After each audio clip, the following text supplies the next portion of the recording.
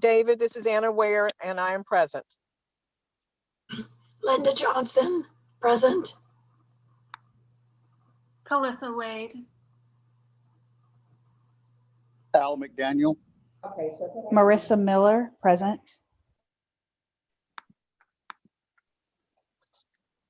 Excellent. All right. I'm Jonathan Legel. I'm the attorney for the board, and I see Matt Kalmeyer here, and the secretary, David Brown, and Rebecca Gwynn, who's the CEO of Lifeline. And listening in are a number of other people who are identified by phone numbers, but it's a public meeting, so they're certainly welcome to. Ashley Palmer from the county attorney's office is on too. Sorry, Jonathan. Okay, there we go. One more. So we have a number of folks available. We do have a quorum. Excuse me, Laura Hudson is on as well. She's on the phone. It says here that talking is permitted. She's listed as an attendee, but she says that she's still muted. And I see another phone call coming in as well. So I'd like her to be able to speak if y'all can do that, but if not, Yeah. Can you hear me now? speak on her behalf. Yes, we can. She is. All right. Well, I apologize. Some technical difficulties. Thank you. Yes, I'm here. We've all got a little, but we're getting there. Matt, are we waiting for Alton? Doesn't look like he'll be able, he's trying, but he just can't seem to be able to break in. So we'll go ahead and start without him. Okay. All right. Well, in that case, I would, I'd suggest, Madam Chairman, if you'd like to open the meeting, you can. Yes, I'd like to open the meeting, and unfortunately, I am driving. Don't tell anybody. So I cannot look at the agenda, but I believe Laura was going to speak first on the agenda, if I remember correctly. I have the agenda in front of me, and I'll read the first entry. It's call to order, introduction, and safety message by, among others, our esteemed emergency management director, Mr. Kalmeyer. I think you know where the closest exit is in your own house if there's an emergency there. And if you have an emergency in your own house, call 911. If we were all together in a different place, we would give you a different safety message. But hopefully you know where your fire extinguishers are, and take good care of yourself where you're located. And don't drive and talk at the same time without a hands-free device. It is hands-free, I promise. Thank you, ma'am. All right. Excellent work. I'm going to try not to interfere, but I'll just suggest the next agenda item is Animal Services Operation Update, led by Lifeline CEO Rebecca Gwynn and the Fulton County Animal Director Laura Hudson. All right, thank you. I'm going to attempt to share my screen. It looks like it's letting me do that. Hold on just a second. All right. Very good. Y'all should see a report on your screen. Do you see it? Yes. Yeah, great. Okay. We report to the county every month. It's a quarterly report, but it's broken down by month. And I've summarized some of it. There's some additional data that the county receives. But this, I think, will give you a really good idea of our operations. We put 2020 all on one page, and then I've also done a report just for January, and y'all can kind of decide if you'd like to get them monthly or if you want a quarterly report at each meeting, whatever works for you. All this information is generated. Well, it's generated every day, but it's compiled monthly for the county, and it's so whatever you prefer. Also, if there's, I'm sorry. I was just going to say, I would think monthly would be easier for us to track progress and help if there's any way that we can help and improve. Please leave your message.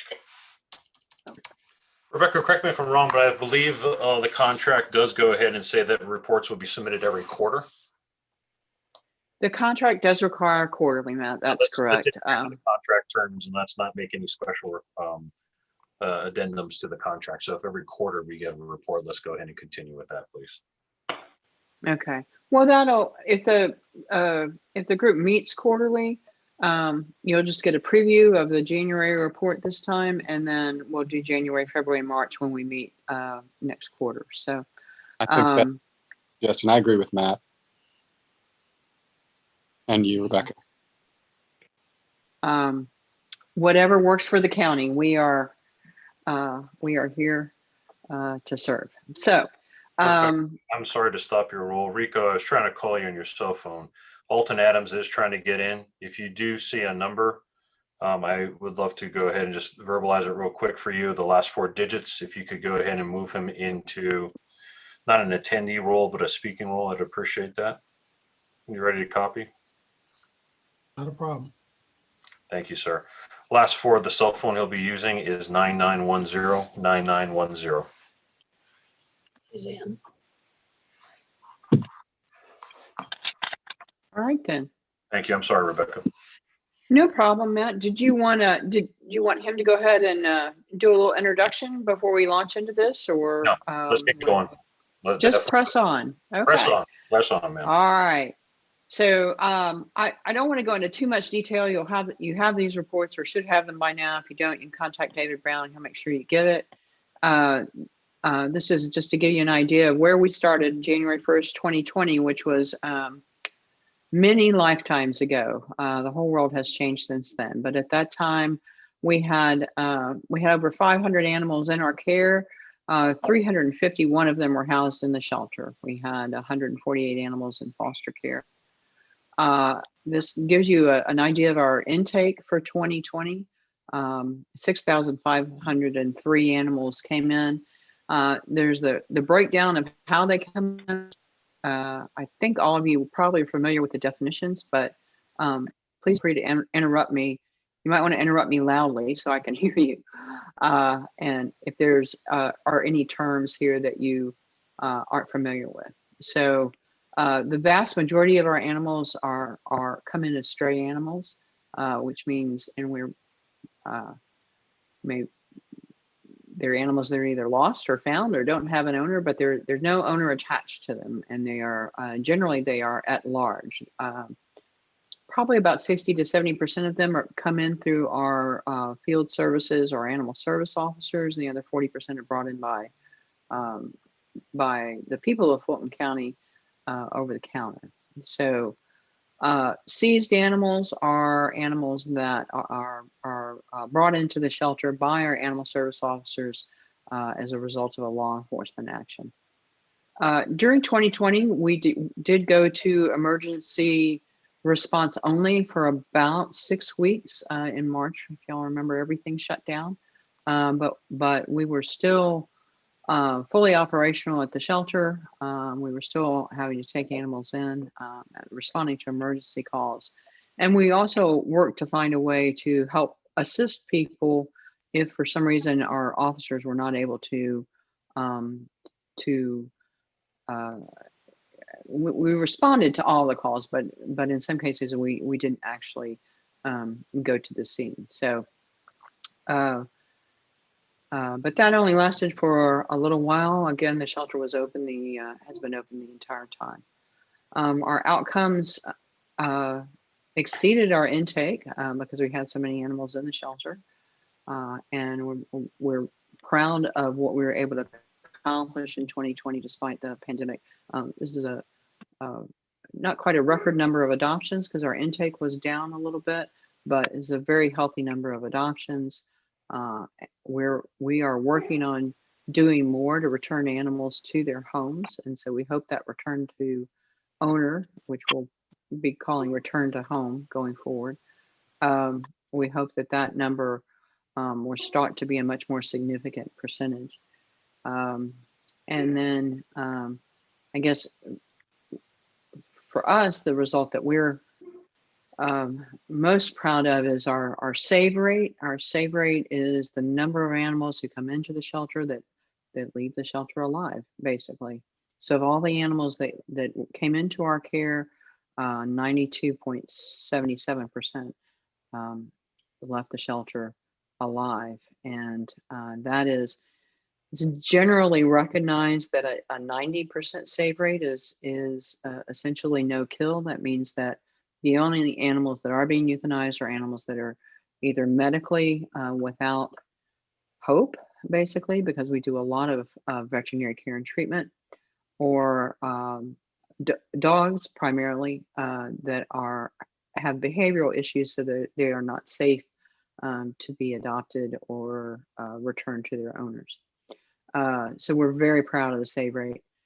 Our total animals in care at the end of the year, we were down to 261 animals, but as a result of, I think, of all the work that we've done to promote adoptions and also foster homes, as of December 31st, there were only 158 animals in the shelter. And I don't think the shelter's been like that since, maybe 1979, the year after it was built.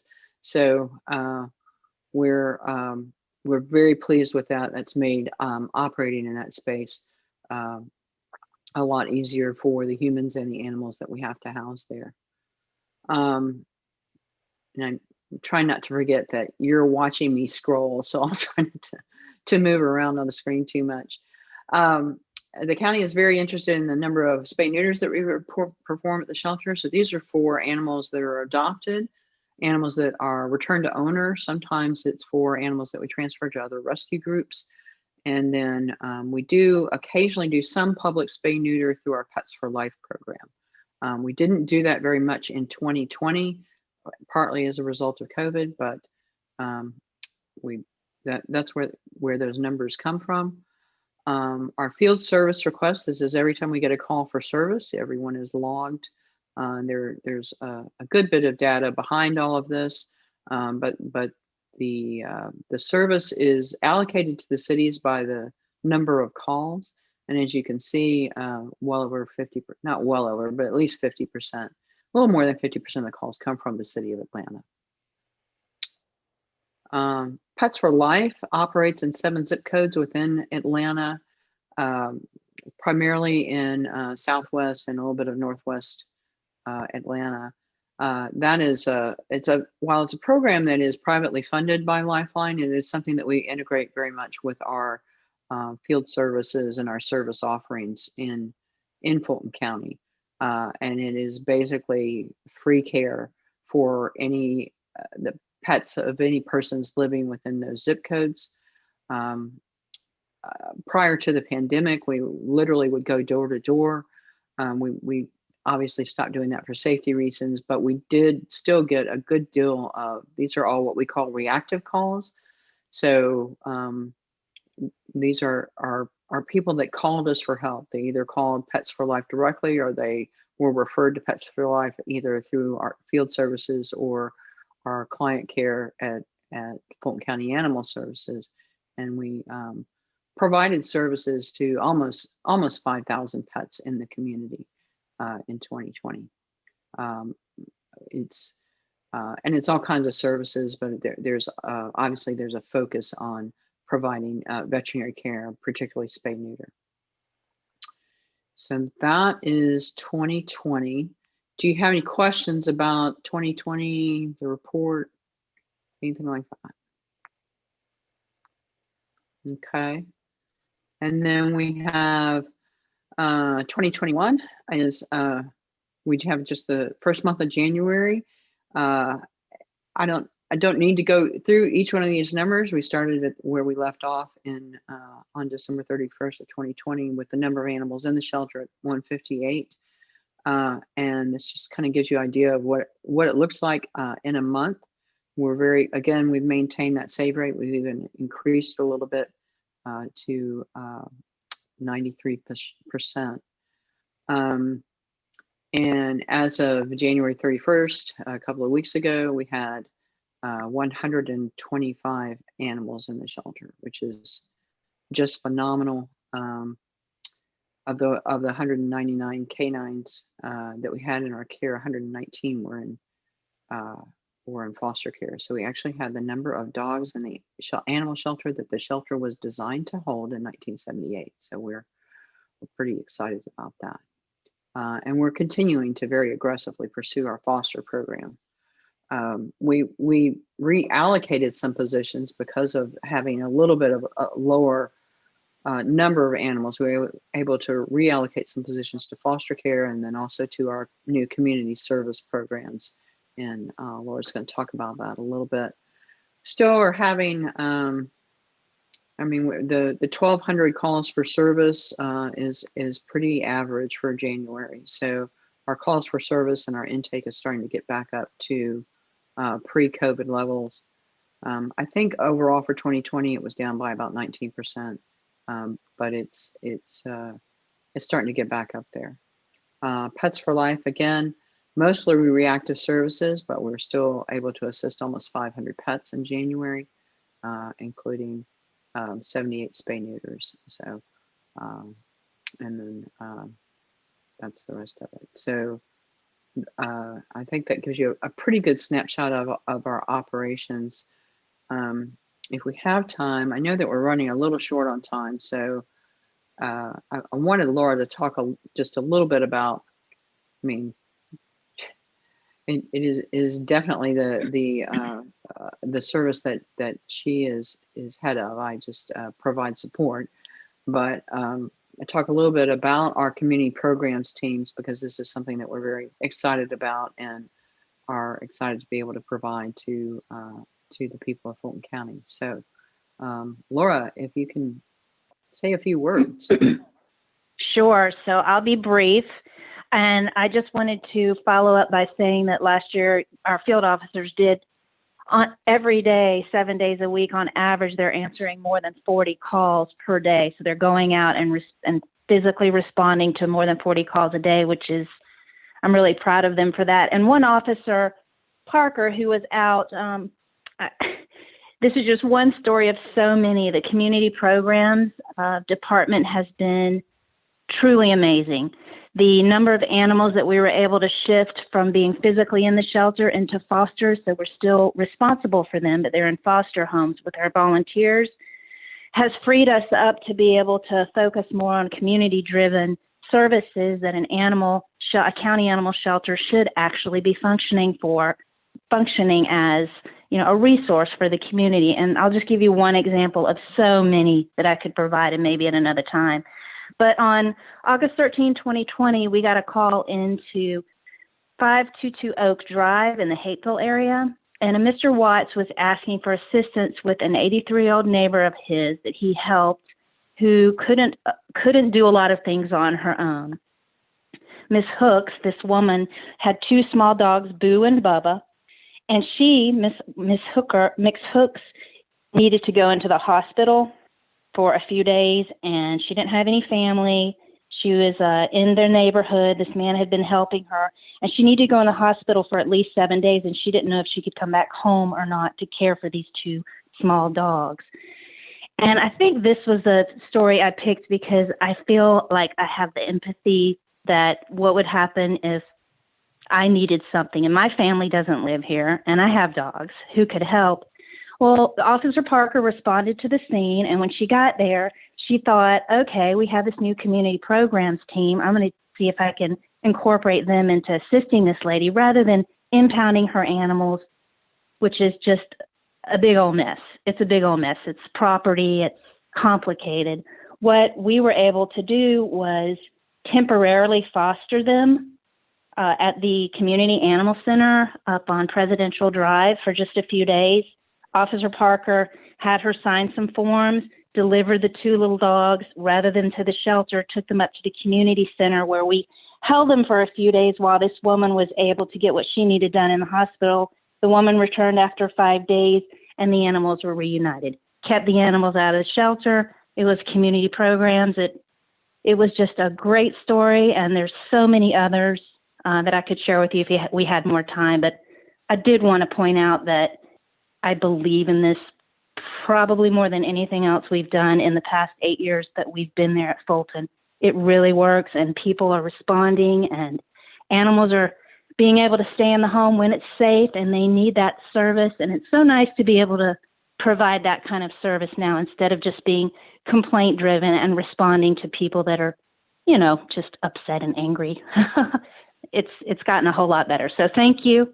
And I'll take questions at the end so we can move on to Alton.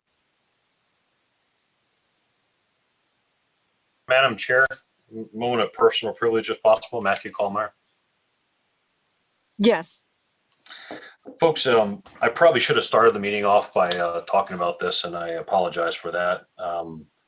But some of you may know, some of you may not know, that a dear friend, a pillar of Lifeline and a pillar of animal services community, is no longer with us. Mr. Tim Diamond, who was the director of field operations, passed away unexpectedly on December 18th in the morning.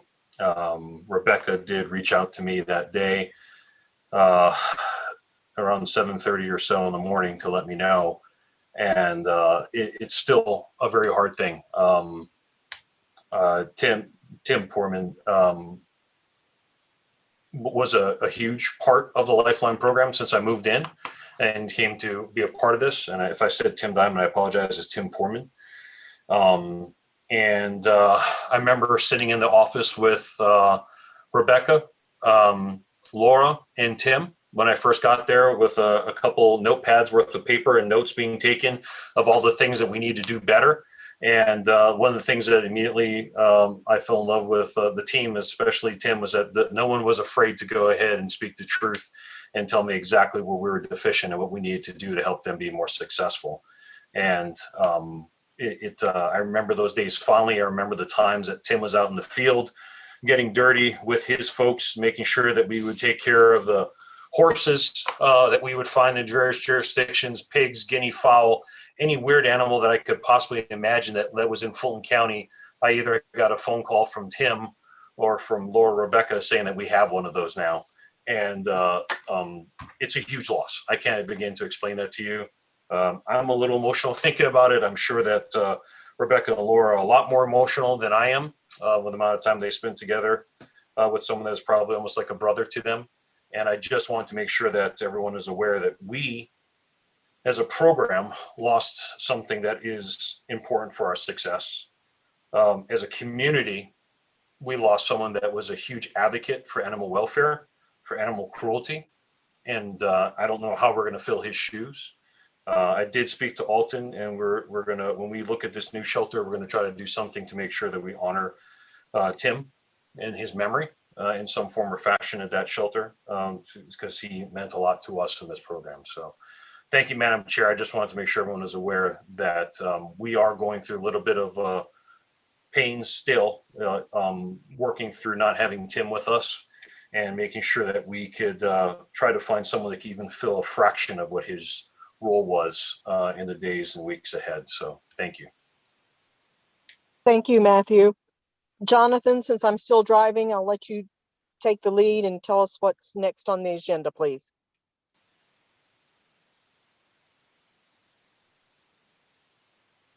I think you're on mute, Jonathan. Thank you for correcting me on that. I was just going to keep talking quietly to myself. The next item on the agenda is if Deputy Chief Operating Officer Adams is available, we would love an update on the animal shelter. I am. Can you hear me? Yes, sir, Mr. Adams. The floor is yours. Great. Thank you. Great. Thank you. And hello, everyone. And I guess happy 2021, even though we're well into it, and appreciate everybody's time in joining the call. Let me give you a quick update on where we are with the new shelter, and happy to take any questions. A year ago, almost a year ago, we had gotten approval to start using funds from the general fund in anticipation of the bond offering that was going to fund the animal shelter. And the reason we do it that way is it allows us to get started without waiting for the formalities of the actual bond offering. So we borrow against the bond, so to speak. When COVID hit in March, the bond market, like the equity market, basically shut down, and it impacted our ability to move forward with the bonds that were going to cover the shelter. And as a result, as part of that shutdown, as part of the overall cost containment in the county, we had to put our efforts on hold. The final design to go ahead and get started and picking a construction manager and the like. The good news is that we have resumed the effort. We are going to be going to the bond market sometime in the next couple of 3 months, but we are now able to borrow against that since we have a timeline for it. And as a result of that, we have restarted. In fact, we had our first conversation a week ago with the Animal Arts and our and PGAL team in terms of restarting the design, putting together a timetable, putting together the RFP for the construction manager, and so we're back on track, so to speak. But we've lost a year, and you know, in construction you might be able to make up a little bit, but you can't make up an entire year. So right now, the expectation is we would pick and get a construction manager on board sometime in the summertime. And then now that doesn't stop the design effort. So PGAL and company are still working away, but we get the construction management team on board, and with the expectation or hope that we would actually break ground sometime in late fourth quarter of this year, 2021. The expected construction period for a facility of this size and complexity is somewhere in the neighborhood of 14 months, give or take. And obviously it's impacted by a number of things, weather, et cetera, et cetera. But so that would be, that's kind of the timing that we're working on at this point in time. So, you know, nothing's changed in terms of the design specs. We've gotten the approval from the FAA, which was required because, you know, of the proximity to the airport. And they've done some site inspection and the like, so things are moving along. And like I said, we've restarted, and we're about a year behind where we wanted to be, but we all know what the last year's been like. So happy to take any questions, but that's where we are.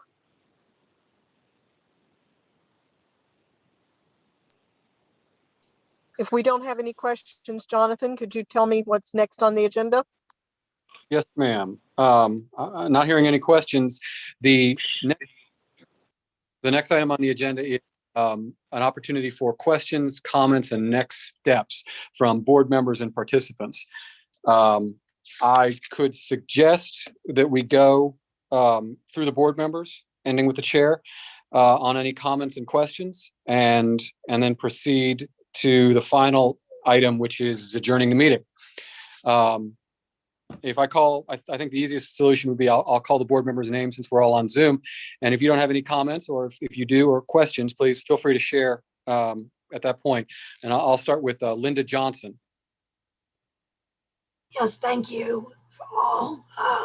Forgive my voice. I have no voice left, but those of you that know me for a long time know it comes and goes, so bear with me.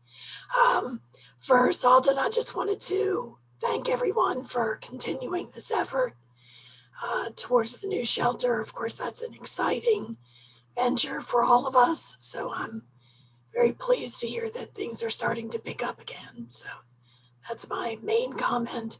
I know that there's been some conversation, and I certainly understand the protocol for the contract for Lifeline, but apparently Rebecca, does Lifeline provide monthly reports to DeKalb?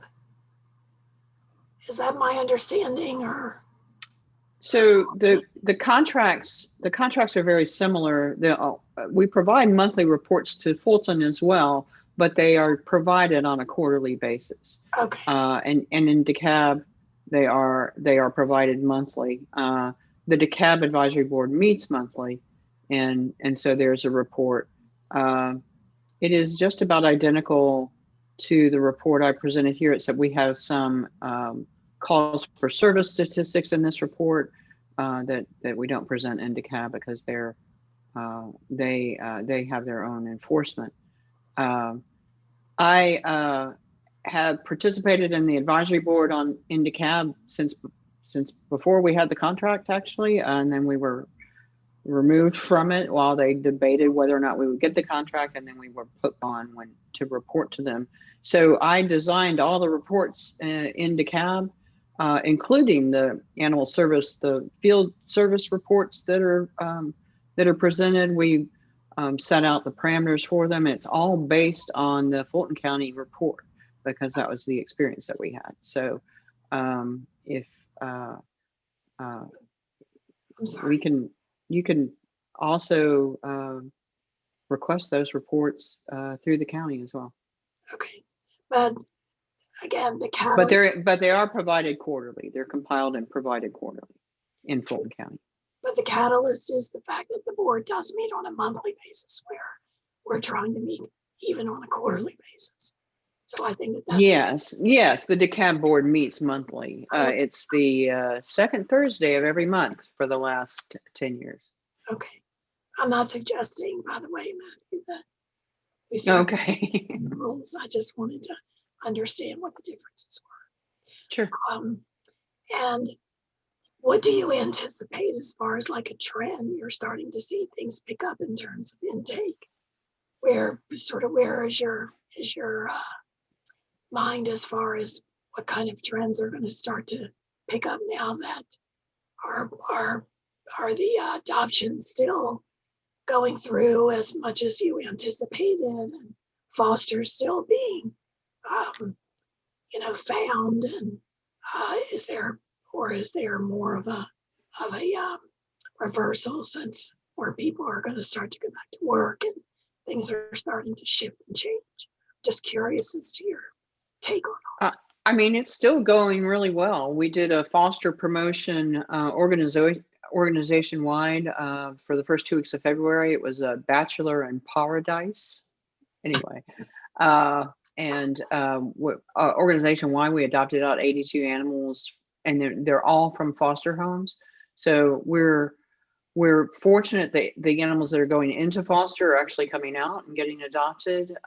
We've put in some new technology to make that happen, and of course beefed up our marketing. We have a number of resources to support the fosters. We've I want to say we tripled the size of the team, but it was only one person in Fulton, so now I think it's 3. So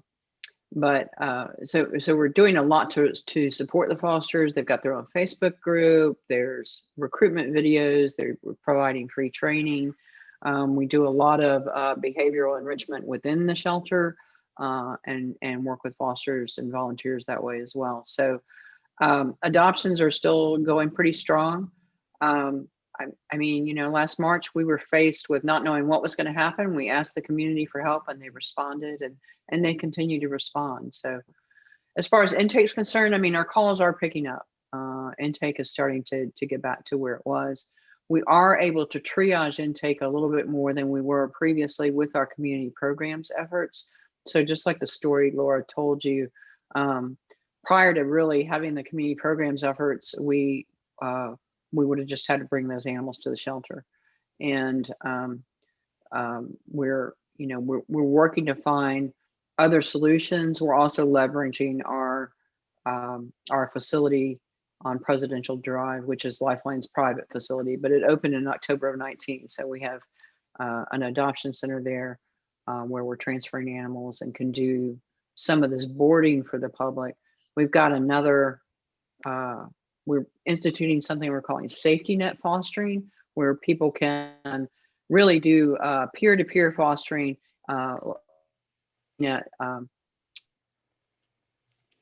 trying to anticipate what may be an eviction crisis. So we're happening in the community, but yeah. I'll let others speak, but thank you very much for all that information. All right. In alphabetical for the next board member, thank you, Ms. Johnson, will be Mr. Al McDaniel, if you have any comments or concerns, sir. Not at this time. I don't. Thank you, Mr. McDaniel. We appreciate your brevity. The next board member who has an opportunity to voice any comments is board member Marissa Miller. Ms. Miller, the floor is yours. Good evening, everyone, and I'm going to follow suit. I don't have any questions at this time. All right, we appreciate your brevity as well, Ms. Miller. The fifth, I'm the fifth member available. Fourth member available, rather, is Board Member Calissa Wade. Ms. Wade, the floor is yours. Hi, I hesitate to say this and at the same time want to bring it to the attention. I've sat on a couple of the DeKalb board meetings, which DeKalb's also run by Lifeline, and they do it monthly. I know our bylaws say quarterly, but I feel like if we can do monthly, it would help as far as overseeing and any progression that we can do as a board to improve things to help Lifeline continue improving situations with animal welfare, as well as like DeKalb can also take action with other animals, not just the shelter, but all animals in Fulton County. And I would love to see us be able to progress and do more as well. So I'm going to put the idea out there. I know we would have to discuss changing the bylaws, but just that's getting that in motion to think about. Also, one of the attendees has a hand raised whenever we get to that portion. Thank you, Ms. Wade, for pointing that out. I'm glad. I would, and I don't mean to interrupt you by any means. If there's anything else you'd like to share. No, I mean, I read the bylaws. I know we have to propose a change, give it 10 days, vote on it. So I get it. I'm just putting it out there for food for thought for everybody on the board. Okay, that's a great idea. At this point, the next board member is the chair. Ms. Ware, do you have any comments or suggestions or statements that you'd like to make? Yes, I'd like to echo Matthew's comments regarding Tim. I worked with Tim on a couple of occasions, and yes, he was truly a very dedicated animal welfare advocate. And I did not know that you were thinking about doing something in his honor at the new facility, but I support that 100%, and feel like that is absolutely the right thing to do, because he was a wonderful individual and, as Matthew said, a great advocate for the animals.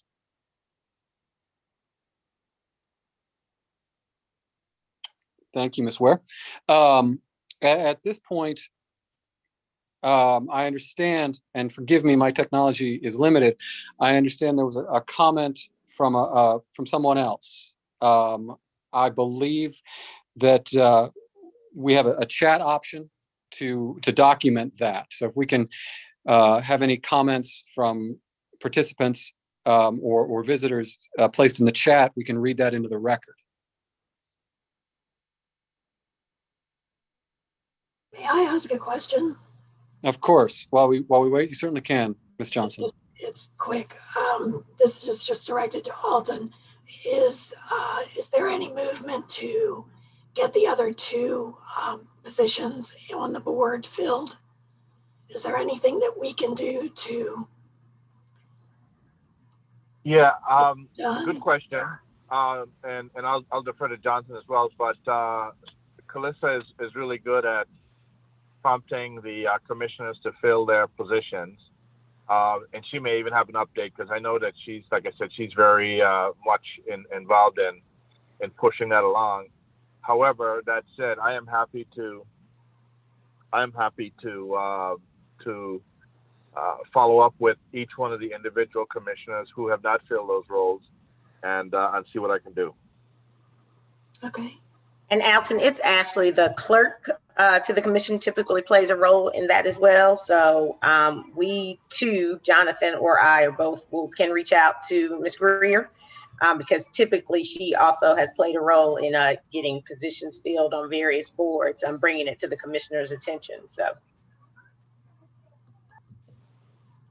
And I'll just, and I'd just like to relay that, of course, the eventual decision of whether to fill a board member, it relies and is within the discretion of a board of commissioners. But I agree with Ms. Palmer, Mr. Adams, that we can reach out to the clerk and the commissioners generally do take suggestions from the population regarding things like that. So that all plays a part, as it were. Looking at my notes and looking at my chat, I don't see any questions or comments placed in the chat. So seeing none, I would offer that we move to the final portion of the meeting, almost exactly on time, which is to adjourn the meeting. But I'll certainly leave any motions to adjourn or any comments relating to that to the board members. I make a motion to adjourn. Do I have a second? Second. It's Linda. Okay. And if the members wouldn't mind voting by stating their last name, just so we have it on the record. It looks like the attendee is trying to put a comment in the chat. It's Anastasia. I'm happy to give him or her a few more moments. Fill the dead air while that's happening. I just wanted to go ahead and just give some more praise to Lifeline. One of the questions that came in from a potential contractor was, are we a no-kill shelter? Evidently, they did not want to be associated with a new animal shelter if we were considered, if we were a kill shelter process. We did explain to them that we are in the 2020 year in the 90% range for no kill. And while we can't go ahead and be 100% no kill due to the fact that veterinary care sometimes requires us to go ahead and euthanize animals, as well as the fact that if the court does deem an animal being dangerous, we can't put them back out into society. It did go ahead and meet their requirements, and they were interested in moving forward when the time comes to go ahead and become a partner. So I say that to go ahead and be able to showcase the one, there are contractors out there and general contractors that are interested in that. And two, thank you to the Lifeline team for making a much easier way for me to answer that question and go ahead and ease someone's mind that they will be participating in something that's actually doing what's right for the animals that we serve. That's excellent. I'd like to give any potential comments about one more minute, and then I'm afraid Not that she put a comment, but I don't see it either. Well, It is open to a panelist and attendees, so we did make that possible for any attendees to go ahead and submit chat comments to the panelists and attendees. So that has been operational for a good portion of the meeting. Okay, all right. In that case, seeing none, we hope to move these meetings back to actual in-person meetings as soon as reasonable. And in doing so, at that point, we'll certainly have in-person live comments available. I think we'll continue to leave this opportunity open, and we can certainly circulate comments to board members as needed if they come in at a different time or through different avenues. But I'll point out that there is a motion pending, and it has been seconded to adjourn. I think possibly even easier than asking all of you to state your name and speak over each other, I will just reach out to the board members by name and ask you to approve or not approve the pending motion. Board Member Johnson. Approve. All right. Board Member McDaniel. Approve. Board Member Miller. Approve. Board Member Wade. Approve, but I do have one comment. I know that DeKalb County lets people speak in Zoom because she said that the comments aren't working. The comment option isn't working. So I would like to suggest that we take that into consideration with the next meeting. Certainly. Just at the comment section when we're open to the public to speak. All right. Well, let me suggest then. Yeah, I understood, and let me suggest then, Matt and staff, is there a way to allow verbal comments this evening to a participant? That depends upon the board. I'm sorry, I don't understand. If the board would like to be able to do that, we could elevate any of the attendees for a moment to a panelist level and then pull them back to an attendee. This is Anna. I don't have a problem with it as long as it is brief. Unfortunately, I'm about to lose a very dear friend. We put him in hospice yesterday, and I'm going to have to cut this call short soon. So if the person can make a very brief comment, would be fine with me. I'm in agreement with that sentiment. This is Marissa Miller. I'm in agreement as well. This is Linda. All right, all we know is this individual is attendee 3. I'll allow them to go ahead and speak to the group. Attendee 3, you're now able to speak to the group. Hi, can you hear me? Yes. Hey guys, thanks for allowing me to speak to the group. So my comment will be brief. Please speak your name, please. Yes, Anastasia Kusmarso, a resident of Fulton County. Thank you, ma'am. Yes. So I wanted to go ahead and kind of bring up a point of monthly meetings again, because as a constituent and somebody that's interested in seeing the data, it does not make sense to me to only see it every 3 months or so, because data comes in monthly. So when you try to look back at it, you're acting much more reactively versus proactively if you're staying on top of it. So I think there's definitely merit to consistent communication. And the other thing is I have been sitting in on DCAB meetings as well.